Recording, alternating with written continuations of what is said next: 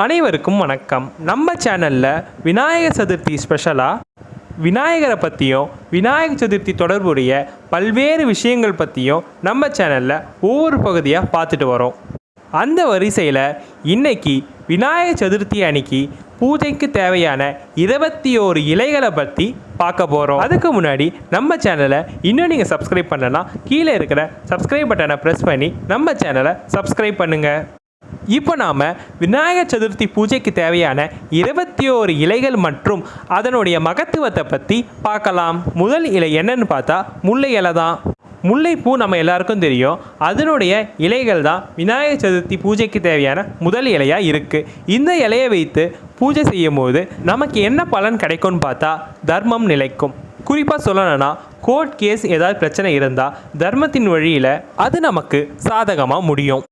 அடுத்த இலை என்னன்னு பார்த்தா கரிசலாங்கண்ணி இலை. கரிசலாங்கண்ணி கீரை கேள்விப்பட்டு போல அந்த இலை தான் இது. இந்த இலையை வச்சு பூஜை பண்ணுறதுனால நிலையான வருமானம் கிடைக்கும். ஆகவே இந்த இலை தொழில் வளர்ச்சி, செல்வ செழிப்பு ஆகியவற்றை அருளக்கூடிய இலையாக இருக்கிறது. மூன்றாவது இலை வில்வ இலை. வில்வோன்னு சொன்னால் 3 இலைகள் சேர்ந்தது தான் ஒரு வில்வ இலை. அந்த 3 இலைகள் பிரம்மா, விஷ்ணு, சிவன் ஆகிய மும்மூர்த்திகளை குறிக்கக்கூடிய ஒரு இலையாக இருக்குது. இந்த இலையை வச்சு பூஜை பண்ணுறதுனால விரும்பியது எல்லாம் கிடைக்கும். நமது ஆசைகள் அனைத்தும் நிறைவேறும். ஆசைகள்னு சொன்னால் 2 இருக்குது. ஒன்று நியாயமான ஆசை, ஒன்று நியாயமில்லாத ஆசை. நியாயமான ஆசை எதுவாக இருந்தாலும் விநாயகர் பெருமான் நிச்சயம் நிறைவேற்றுவார். அடுத்து 4வது இலை விநாயகருக்கு மிகவும் பிடித்த அருகம்புல் தான். இந்த அருகம்புல்லை வச்சு பூஜை பண்ணுறதுனால மறுபிறவின்றது இருக்காது. இந்த பிறவிலே முக்தி கிடைக்கும். அடுத்து 5வது இலை இளந்த இலை. இந்த இலையை வச்சு பூஜை பண்ணுறதுனால நல்ல கல்வி அறிவு கிடைக்கும். ஒரு நல்ல நாலேஜ் பவர் வேணுன்றவங்க கண்டிப்பாக இந்த இலையை வச்சு பூஜை பண்ணுங்கள். 6வது இலை ஊமத்தை இலை. இந்த இலையை வச்சு பூஜை பண்ணுறதுனால மன நிம்மதி கிடைக்கும். அது மட்டும் இல்லாமல் பெருந்தன்மை அதிகரிக்கும். அப்படி அதிகரிக்கிறதுனால விட்டு கொடுக்கக்கூடிய மனப்பான்மை நமக்கு கிடைக்கும். 7வது இலை வன்னி மரத்தின் இலை. இந்த இலையை வச்சு பூஜை பண்ணுறதுனால சொந்த வீடு அமையும். வாடகை வீட்டில் தான் இருக்கோம், சொந்த வீடு வேணும் அப்படின்னு நினைக்கிறவங்க இந்த இலையை வச்சு விநாயகர் பெருமானுக்கு பூஜை செய்ய சீக்கிரமாக சொந்த வீடு அமையும். 8வது இலை நாயுருவி இலை அப்படின்னு சொல்லக்கூடிய ஒரு இலை. இந்த இலையை வச்சு பூஜை பண்ணுறதுனால முகத்தில் தெய்வீக கலை கிடைக்கும். 9வது இலை கண்டங்கத்திரி இலை. இந்த இலையை வச்சு பூஜை பண்ணுறதுனால நமக்குள்ள தைரியம் அதிகரிக்கும். மகாகவி சுப்பிரமணிய பாரதியார் சொன்னது போல அச்சமில்லை அச்சமில்லை அச்சம் என்பதில்லையே, உச்சி மீது வானிடிந்து வீழுகின்ற போதிலும் அச்சமில்லை அச்சமில்லை அச்சம் என்பதில்லையே அப்படின்றது போல நாம் இருக்கலாம். அடுத்து 10வது இலை அரளி இலை. இந்த இலை சுலபமாக கிடைக்கக்கூடிய ஒரு பொருள் தான். இந்த இலையை வச்சு பூஜை பண்ணுறதுனால எடுத்த காரியம் தடையின்றி நடக்கும். ஒரு செயலை ஆரம்பித்தா அதில் எந்தவித தடங்களும் இல்லாமல் வெற்றிகரமாக அந்த செயல் நடைபெறும். அடுத்த இலை எருக்க இலை. எருக்க மாலை விநாயகர் பெருமானுக்கு விநாயகர் சதுர்த்தி அன்னைக்கு போடுறது வழக்கம்தான். அந்த எருக்கம் பூவோடைய இலையை வச்சு பூஜை பண்ணுறதுனால என்ன சிறப்புன்னு பார்த்தா வயிறு சம்பந்தப்பட்ட அனைத்து பிரச்சனைகளும் சரியாகும். அடுத்த இலை மருத இலை. மருத மரத்தோடைய இலை தான் இது.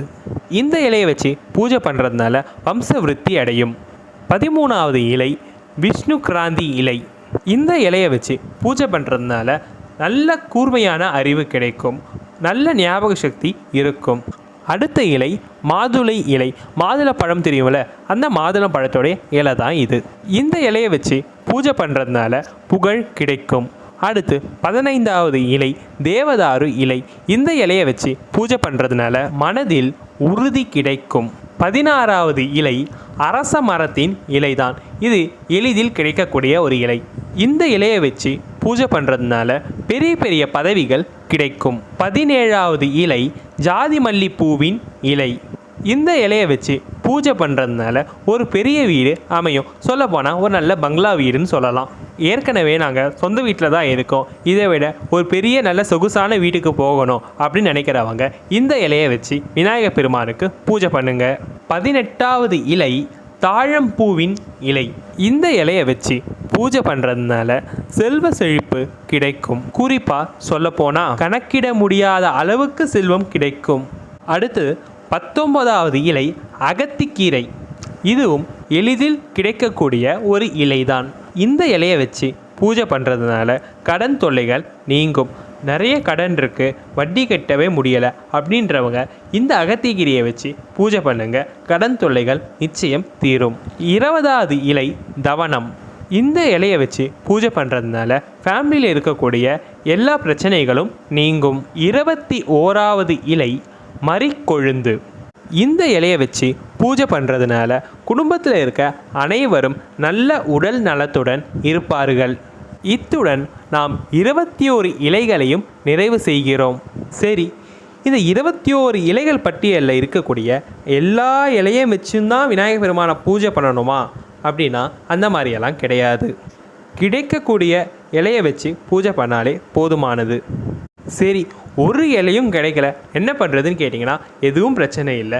மன தூய்மையுடன் விநாயகர் பெருமானை பிரார்த்தனை செய்யுங்கள், அவர் கண்டிப்பாக அருள் புரிவார். அடுத்த வீடியோவில் நாம் 21 பூக்கள் மற்றும் 21 பழங்களை பற்றி பார்க்கலாம். அந்த வீடியோலாம் உங்களை வந்து அடைய மறக்காமல் கீழே இருக்கக்கூடிய சப்ஸ்கிரைப் பட்டனை ப்ரெஸ் பண்ணுங்கள். இந்த வீடியோ உங்களுக்கு பிடிச்சிருந்தா மறக்காமல் லைக் பண்ணுங்கள். ஃப்ரெண்ட்ஸ் அண்ட் ஃபேமிலிக்கு இந்த வீடியோவை ஷேர் பண்ணுங்கள், அவங்களும் இந்த தகவலை தெரிஞ்சுக்கட்டும். அடுத்த வீடியோவில் சந்திப்போம். நன்றி, வணக்கம்.